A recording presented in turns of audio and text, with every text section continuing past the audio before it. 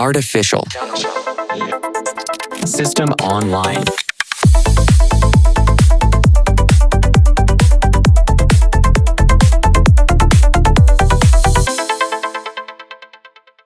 Welcome back to The Deep Dive. I'm your host, Carlo Thompson, and this is Surviving AI. Before we get started, do me a favor. Hit that subscribe button, smash the like, leave a review. It really does help. It does. It helps the algorithm find us, which, considering today's topic, is a little ironic. Because today, we are tackling the absolute biggest elephant in the room. It's a pretty big elephant. It's massive. I'm talking about the anxiety that I think we are all feeling, whether we admit it at dinner parties or not. It's that gnawing 3 a.m. feeling that artificial intelligence isn't just coming for jobs in the abstract. It's coming for my job. It's coming for your job. Right. And for a long time, the narrative was, oh, don't worry, the robots will take the dangerous stuff, the dirty stuff, the repetitive stuff. Sure, they'll drive the trucks and flip the burgers. That was the idea. Exactly. But that's not what we're seeing, is it? No, the trajectory has been, well, unexpected. Unexpected is a polite word for it. We are seeing it come for the writing, the strategizing, the coding, the art, the stuff we thought was safe. The human stuff. The stuff we thought made us human. And honestly, for this deep dive AI dispatch, creativity is your superpower, I came in ready to be depressed. I see an AI write a poem or design a logo in 3 seconds, and I start to sweat. I get it. So I need you to level with me. We have a massive stack of research today. Workday, MIT, McKinsey, LinkedIn. Is the doom and gloom warranted? Or is this creativity thing actually a lifeline? Well, if you look at the actual data, and you're right, we have a massive stack today, the story is actually quite different from the panic. In fact, if you talk to the people making the decisions, the executives and business leaders, they aren't looking to replace you. They aren't, because it certainly feels like they might be. If I'm a CEO and I see a tool that can do a task for, a fraction of a cent, why wouldn't I replace the human? So let's look at the numbers. There was a comprehensive study involving Workday and other major data sets revealing that 83% of business leaders believe AI will actually elevate the importance of uniquely human skills, not replace them. 83%. And to add to that, 65% of executives explicitly stated that human strategic decision-making, intuition, and creativity are more essential now for competitive advantage than they were before the AI boom. Wait, let me pause you there. I need to unpack that. 83% say human skills are going to be more important. That feels completely counterintuitive. It does. It feels like corporate speak. Like, if I have a machine that can do the work, why do I need the human? Are they just saying that to keep morale up before the layoffs start? It's a fair skepticism. Yeah. But the disconnect comes from how we, the public, view work versus how a business leader views work. Okay. We tend to view AI as a replacement for the role. I am a copywriter. The AI writes copy, therefore I am gone. The data suggests we should view it as a replacement for the task. The task. And those are very different things. Okay, let's dig into that distinction. Task versus role. Because I think that is where a lot of us get tripped up. That is the mission of this deep dive. We are going to explore why this isn't an AI apocalypse, but a transformation. We're going to look at the hard scientific proof, and I mean rigorous peer-reviewed studies that show exactly where AI hits a hard ceiling in creativity. A ceiling. Good. We'll also talk about why using AI might actually be making us dumber if we aren't careful, the whole cognitive atrophy problem. Oh, great. And finally, we're going to give you a roadmap. We're going to break down something called the EPOCH framework and specific strategies to build what's called the cybernetic teammate. Cybernetic teammate. I love that term. It sounds very sci-fi. I have a feeling you're going to tell me it's actually very practical. It is. It's about moving from doing the work to directing the work. All right, let's dive into the first big chunk of our research stack.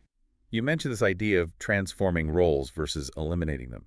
I've got the McKinsey research here in front of me, and they are pretty specific about this task versus job distinction.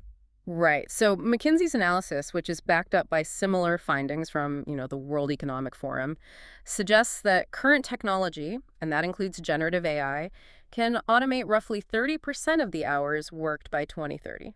30%. That sounds like a lot. It sounds like I'm losing 30% of my paycheck is what it sounds like, or that I'm working 30% less. Or it means you are freeing up 30% of your time. Think about your own job. How much of your day is actually hosting?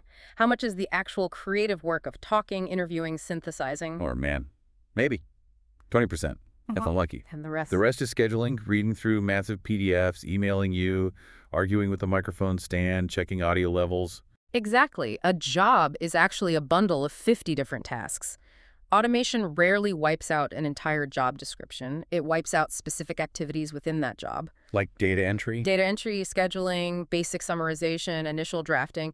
When those tasks disappear, the role doesn't vanish. It shifts. It rotates toward the things the machine cannot do. So we aren't seeing the end of work, we're seeing the end of drudgery. That is the optimistic view, yes. But it requires a mindset shift. Reid Hoffman, the founder of LinkedIn, he's coined a term for this that I find really useful. He calls it super agency. Super agency. Okay. Define that for us. Super agency is the concept that the combination of human plus AI achieves outcomes that neither could achieve alone. Right. It shifts the human worker from being a laborer, someone who, grinds out the widgets, to being an architect. You are designing the outcome, and the AI is the engine that helps you build it. I like the sound of being an architect. But does the job market actually reflect that? Or is that just, Silicon Valley optimism? Because it's easy for a billionaire to say, become an architect, but harder for a junior analyst. No, the labor market data is actually backing this up. We looked at LinkedIn's economic graph data, which is fascinating because it tracks real-time hiring trends across hundreds of millions of people. So it's real data. It's very real data, and they found that the labor market isn't shrinking, it's rotating. For example, in just 2 years, we saw 1.3 million new AI-related jobs added. Okay, but those are tech jobs, right? AI engineer, machine learning specialist. That doesn't help the graphic designer or the accountant? Well, that's the surprise. Yes, it includes AI engineers, of course. Right. But it also includes a massive spike in roles like forward-deployed engineers. Who is that? It sounds technical, but it's actually about client interaction, about implementing these systems with people. And it also includes a ton of non-technical roles that manage these systems. We're seeing what people are calling a human premium emerging. A human premium. McKinsey projects that demand for social and emotional skills will rise by 11 to 14% by 2030. Wow. Think about that. In a world of infinite computing power, the thing that becomes scarce and therefore valuable is the ability to connect, to empathize, to negotiate. It's the law of supply and demand. If AI makes intelligence cheap, if I can get a brilliant essay written for free, then emotional intelligence becomes expensive. Precisely. And this connects to a concept called the jagged frontier. This comes from a study involving Harvard Business School. We need to understand that AI is not uniformly smart. It's not a genius at everything. What do you mean? It is excellent at some things and terrible at others. The frontier of its capability is, jagged. Meaning it's not a smooth circle of competence. Right. Not at all. It might be able to pass the bar exam in the 90th percentile, but then fail to solve a simple spatial riddle that a 5-year-old could figure out. I've seen that happen. We all have. And the job market is increasingly rewarding the people who know where the jagged edge is, the people who know when to trust the bot and when to shut it off and use their own brain. Okay, but this brings us to the scary part. We're talking about creativity being our superpower. That's the title of this whole deep dive. Right. But I'm looking at this study from the University of Arkansas and Nature Scientific Reports, and honestly, it's humbling. You're talking about the divergent thinking tests. I am. I'm playing devil's advocate here. We tell ourselves computers are logical, humans are creative, computers do math, humans do art. That's our safety blanket. It's the standard divide we cling to, yeah. But this study put humans and GPT-4 head-to-head on standardized creativity tests. And the AI won. It didn't just win, it crushed the humans. So are we lying to ourselves? The results are robust. I won't sugarcoat it. They use 3 standard tests. The alternative uses task, the consequences task, and the divergent associations task. Let's break those down. Make this real for the listener. What is the alternative uses task? It's a classic psychological test. It's been used since the 1960s. I give you an object, say a rope, and I ask you, how many uses can you think of for this object? You have 2 minutes. Okay, a rope. Let me try. Go. Okay. Tie a knot, skip rope, use it as a belt if my pants are loose. Yeah. Tie up a hostage. That got dark. A lot of people go there. Maybe a leash for a dog. Yeah. A clothesline. Okay, stop there. What you just did is exactly what humans do. You demonstrated what psychologists call functional fixedness. Functional fixedness. You saw the rope as a rope. You saw it for its intended design, tying, restraining. It takes the human brain time, what they call ramp-up time, to break that mental model, To think weird. to start thinking weird, to say, I could unravel it and use the fibers as tinder for a fire, or I could dip it in paint and slap it against a canvas to make abstract art, or I could shred it and use it as insulation. And the AI. The AI doesn't have functional fixedness. It accesses maximum creativity instantly. The study found that GPT-4 was more original, more elaborate, and had higher fluency. More ideas. More ideas, more weird ideas, and more detailed ideas than the vast majority of humans. It doesn't need to warm up. So if the AI is more original and elaborate than me, and it's faster than me, why are we calling this creativity as your superpower? It sounds like creativity is its superpower. We should just pack it up and go home. This is where we have to be very, very careful with how we define creativity. And this is the crux of the argument.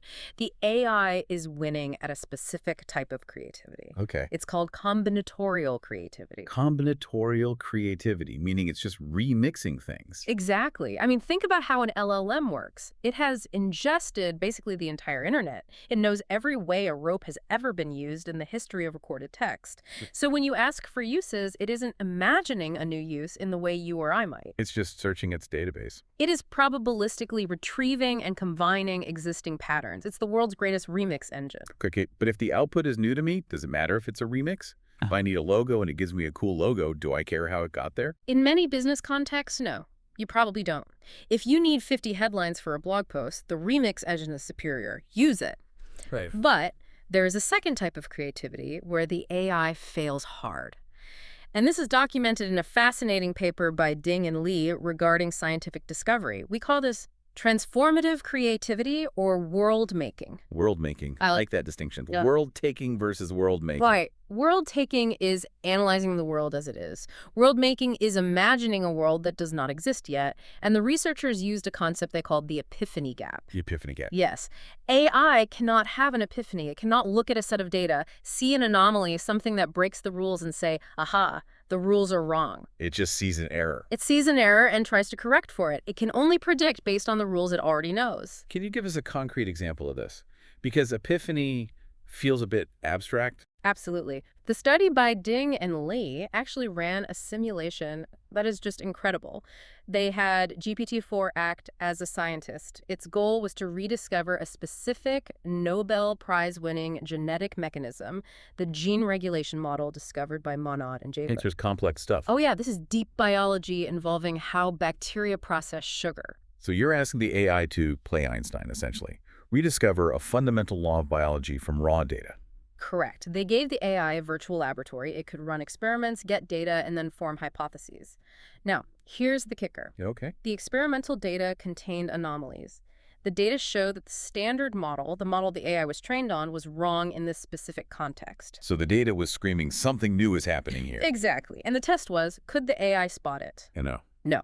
It failed. And it failed in a very human, very stubborn way. It kept hallucinating mechanisms that would fit its training data. Wow. Even when the experiment flat out contradicted its hypothesis, the AI refused to change its mind because it was tethered to known science. It tried to force the square peg into the round hole because its probability map said the hole must be round. That is wild. So it has the illusion of discovery. It sounds confident. It looks like science, but it's actually just repeating the past. It creates based on probabilistic patterns of what has existed, not what could exist. It cannot make that leap from 0 to 1. It can only go from 1 to n. So if I'm an artist or an entrepreneur or a scientist, the AI is my best friend for iterating on what I already know.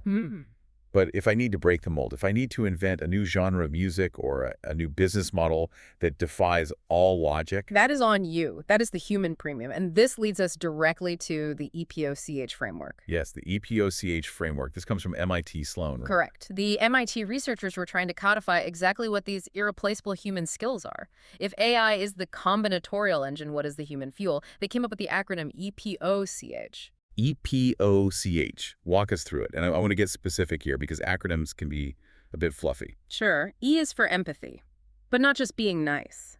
We're talking about high-level emotional intelligence. Reading the room. Give me a scenario. Imagine a high-stakes negotiation. You are sitting across from a client. They say, the price is too high. And AI analyzes the transcript and says, offer a 10% discount. Seems logical. But a human looks at them and sees their arms are crossed, they're sweating, they're glancing at the door, and you realize it's not the price. They're scared this implementation is going to get them fired. Right. The AI hears the text, the human hears the subtext. Exactly. AI is tone deaf to the emotional undercurrents that actually drive decision-making. That's the E. Okay. P is for presence. This refers to networking, physical mentorship, connection. There is a trust value in looking someone in the eye. A handshake has economic value that an email just does not. We all felt that with Zoom fatigue. Exactly. We craved the presence. It's why we still fly across the country for a 30-minute meeting. The signal is, I am here. O is for opinion. This is a big one. It covers ethical judgment and strategy. It's the ability to decide what matters. Because the AI can give you 1,000 options. Right. An AI can give you 10 marketing strategies. It can say strategy A creates the most clicks, but it cannot tell you strategy A is technically effective, but it feels sleazy and goes against our company values. It was no values. It has no skin in the game. It cannot be a steward of your brand. Okay, C is for creativity, but specifically the from-scratch type we just discussed, transformative creativity. Correct. The ability to make the leap that isn't in the data. The aha moment. And H. H is for hope. Hope. Okay, I have to stop you there. That's a soft skill if I've ever heard one. Put hope on your resume. You might think so, but in a leadership context, it's vital. Hope is vision. It's the ability to rally a team around a future that looks impossible. Like Steve Jobs saying, we're going to put 1,000 songs in your pocket. Exactly. An AI looks at the data in 2001 and says, hard drives are too big, batteries are too weak, this is impossible. A leader says, I don't care what the data says, we are going to build it. Right. That capacity to inspire, to lead, to sell a vision, that is purely human. So jobs that are high in EPOC, H, empathy, presence, opinion, creativity, hope, are the ones that are safe. Safe and growing.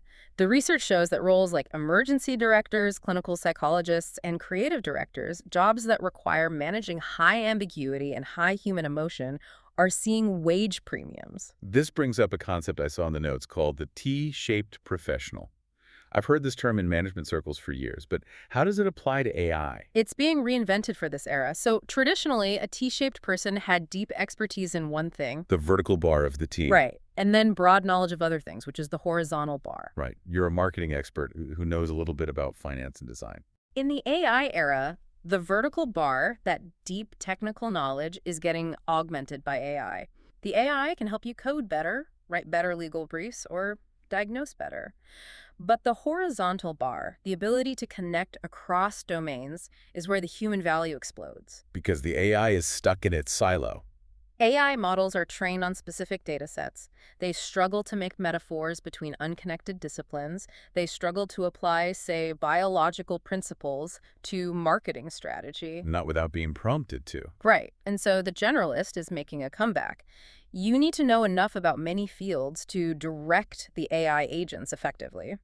So instead of being a specialist who does one thing perfectly, I need to be a conductor who knows how every instrument sounds so I can lead the orchestra. That is a perfect analogy. You are the conductor. The AI is the string section, the brass section, and the percussion. But you choose the tempo. You choose the piece. Okay, I'm feeling better about my future as a conductor. I can do that. But now I have to play the skeptic again. Please do. Because there is some data here that suggests we aren't actually stepping up to the podium. We're just letting the orchestra play by itself. Yes. This is the paradox of AI.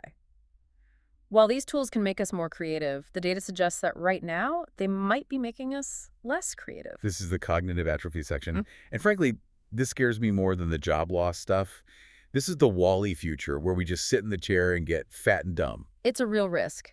There is research from Microsoft and the University of Toronto that is flashing a big red warning light.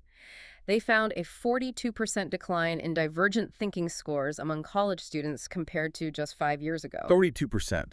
That is massive. That's nearly half our creativity gone in half a decade. And the correlation with AI usage is strong. It's a phenomenon called cognitive offloading. We're outsourcing our thinking.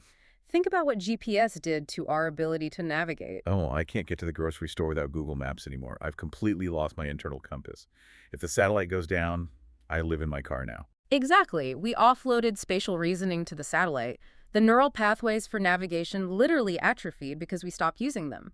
Now, apply that to ideation. Oh, no. When you have a prompt box that gives you a good enough answer in 3 seconds, the brain stops trying to find the great answer that takes 3 hours. It's the path of least resistance. Why struggle with the blank page when the bot can fill it? And the result is what the researchers call the homogenization of ideas. If everyone uses the same model, let's say we're all using GPT-4 and we all prompt it with similar questions, I'll get the same answers. we are all going to regress to the mean. The AI gives the most probable answer, the most average answer. So all our marketing campaigns, all our emails, all our business strategies start to sound exactly the same. We're just swimming in a sea of beige. Correct. There was a study on the paradox of creativity which showed that collaboration with AI increases individual productivity.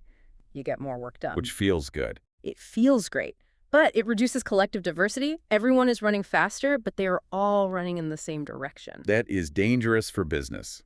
If I sound like my competitor because we're both using the same brain, I have no competitive advantage. Zero. In a world of infinite, cheap, average content, the only thing that retains value is the uniquely human, the scarce, and the authentically connected. So how do we fight back? How do we stop the atrophy and actually become the super agents we talked about earlier? Because I don't want to be the guy who forgot how to think. We have a list of strategies here, and I want to get practical. We have 4 key strategies drawn from the research on human-AI collaboration. Okay, strategy number 1, deliberate divergent practice. This is about training the muscle. The advice from the experts is simple. Don't outsource the 0 to 1 phase. When you have a problem, do not open ChatGPT first. Resist the urge. Treat it like a workout. Sit with a blank page. Force yourself to brainstorm 10 bad ideas. Use the alternative. Use this task on your own problem. How many ways can I solve this client dispute? How many angles are there for this story? So do the hard thinking before you ask the AI for help. Yes. Use the AI for convergent thinking, filtering, organizing, expanding, but keep the divergent thinking, the spark human-led. If you let the AI start the process, you are anchoring yourself to its average output. You've already lost the battle for originality. Okay, that makes sense. Strategy number 2, the cybernetic teammate. This comes from that Harvard Business School study at P&G. They found that humans plus AI acting as teammates produce better ideas than humans alone. But there is a nuance. There's always a nuance. MIT research found that humans plus AI are sometimes worse than the best human alone unless it's a creative content task. The key is the manager mindset. The manager mindset. You have to shift from doing the work to evaluating the work. You have to be the editor-in-chief. So you treat the AI like a junior employee. Exactly. I call it the sandwich method. Human slice. You define the vision in the prompt. Meat. The AI generates the draft. Human slice. You critique, edit, and refine. You treat the AI as a very fast, very well-read, but sometimes hallucinating junior staffer. You don't just copy-paste their work, you critique it. You say, this part is cliche, change it. This fact looks wrong, check it. You must maintain creative control. If you lose the manager mindset, you become the passenger. I don't want to be the passenger. Okay, strategy number 3, interdisciplinary break-withs. We talked about this with the T-shaped professional. A break-with is an innovation that breaks with the past, like cubism in art or quantum mechanics in physics. AI cannot do this because it predicts the future based on the past. That's how to do it. You have to feed your brain with unconnected disciplines. If you are in marketing, don't just read marketing books. Go read about evolutionary biology. If you are a coder, read 19th century philosophy. You're building a database in your own head that the AI doesn't have connections for. You are creating the potential for metaphor. AI is bad at novel metaphors. It can't see the connection between a fungal network in a forest and a viral marketing campaign until a human points it out. You need to be the one making those leaps. That's a great point. Okay, final one. Strategy number 4, stewardship and verification. This is the safety rail. The Microsoft study on critical thinking defined a new role: stewardship. The task shifts from execution to oversight. This goes back to the sleepwalking risk. Yes. The study showed that users with high trust in AI put in less cognitive effort. They just accepted the output. You have to force yourself to remain skeptical. You have to verify the facts, check the logic, and ensure the tone is right. It's like when I'm using GPS and it tells me to turn into a lake. I have to be awake enough to say, no, Michael Scott, I'm not driving into the lake. Exactly. If you stop verifying, you aren't a pilot anymore. You're cargo. I want to remain the pilot. So where does this leave us? If we look forward to 2030, what does the collaborative future actually look like? The World Economic Forum has a vision for 2030 that is remarkably optimistic, provided we navigate these traps. They see humans as architects and AI as builders. Architects and builders. We are moving toward agentic AI. This means we won't just be chatting with a bot, we will be commanding workforces of AI agents. What do you mean by that? You might say, plan a marketing campaign for this new product, write the copy, generate the images, set up the A/B test, and report back on the results. And a team of agents goes off and does it. That sounds incredible, but also overwhelming. Sounds like I'm running a company of one. It puts a massive premium on your ability to direct. The future depends on whether we succumb to what's called the Turing trap. The Turing trap. Which is trying to use AI to replace humans and cut costs, or whether we aim for augmentation, using AI to empower humans to do things they never could before. It's a choice. It's not inevitable. It is absolutely a choice. Technology is not destiny. It is a tool. We decide how to hold it. I love that. Okay, we've covered a huge amount of ground today. From the 83% of leaders who value human skills, to the EPOCH framework, to the dangers of cognitive atrophy. It's a lot to process. It is. So let's leave the listener with a final provocation, something to chew on. I would say this. You have the data. You know the risks. The next time you open an AI tool, whether it's ChatGPT or Claude or whatever comes next, pause for 1 second. Ask yourself, am I using this to think, or am I using this to avoid thinking? Ooh, that's the question. Because in a world of infinite, cheap, average content, the human premium is real. The only thing that retains value is what is uniquely you. The scarce, the authentic, the deeply connected. Don't let the machine atrophy the very thing that makes you valuable. That is the perfect place to leave it. Am I thinking or am I avoiding thinking? Maybe asking myself that all week. Now, before we go, I have to tease our next deep dive, because if today was about the potential to survive, next time we are testing your reality. Episode 12 is called The Final Immunity Test. We've given you the data, the frameworks, the plans. Now comes the hard question. Will you actually do it? We're going to walk through a self-assessment to see if you are actually building survivability or if you're just nodding along while your skills atrophy. It's going to be a tough one, but necessary. Absolutely. Make sure you are subscribed so you don't miss it. Smash that like button. Leave us a review. It helps more people find the deep dive. I'm Carlo Thompson. This has been Surviving AI. Thanks for listening. See you in the future.